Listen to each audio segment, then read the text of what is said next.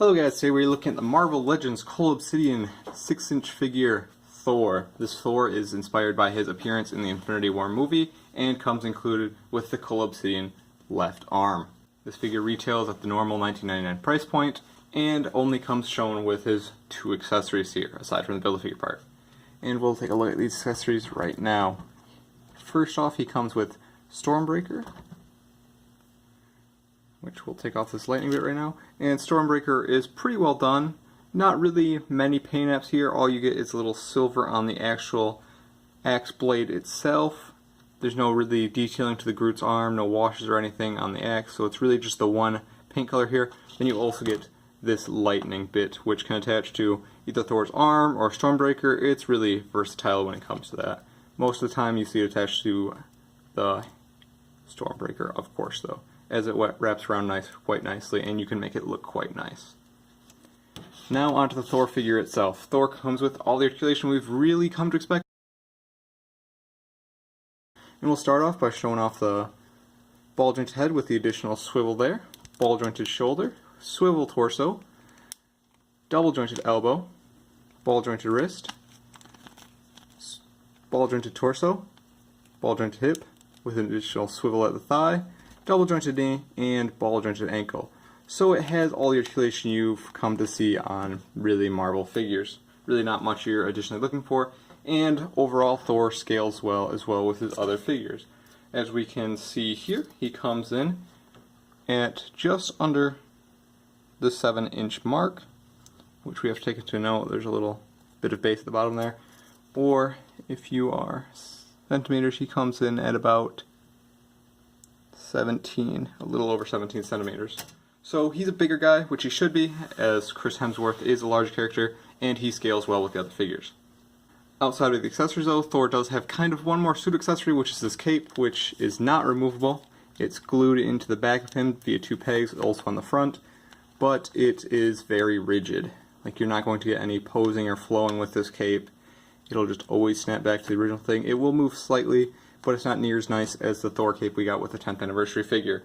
And the next large thing about this figure is, of course, the head sculpt, which fortunately features the new printing techniques by Hasbro, but unfortunately does not do a very good job on the actual face sculpt, since it's the cheeks are too puffy and it's much too wide a face for Chris Hemsworth. The paint apps on the head sculpt are good, but unfortunately the head sculpt does not do the job that it should. It looks good from both sides, but as you can see, there's a little too much jaw or chin going on with it to really be a good Thor head sculpt. It's definitely not the worst Thor head sculpt out there. It looks a lot more like Chris Hemsworth than the original Walmart exclusive version or the Amazon 4-pack one, but it's not perfect.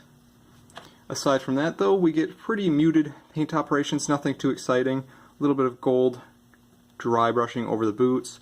Pants are all solid tone, torso is all solid tone aside from those little bolts here. Cape is cast in red with a slight bit of black paint app operations on this back clasp here, and then arms are cast in silver, forearms are cast in black, and then hands are cast in flesh tone. Really not much paint going on with this figure. And I think it's the lack of paint that really hurts this figure, since it just looks very dull. Thor has always been this really bright, vivid character with all the reds and golds and shining armor, but this one really doesn't capture Thor in my head. It's just too tall, dark, and really is overshadowed by the paint jobs on the other figures in the wave. Mind you, the sculpt is very good. It's a brand new sculpt. I'm happy we got this, but everything that it comes with is just very bland for a Thor figure, in my opinion. Your lightning bolt doesn't have any additional blue or white paint on it, which, I mean, it's completely translucent. Would have been nice to get some blue or white tips. As you can see, you can wrap around his hand even here. But you don't get any of that. All of his accessories fit well into his hands, and the lightning clasps onto all of them quite nicely. So accessory-wise, it's good.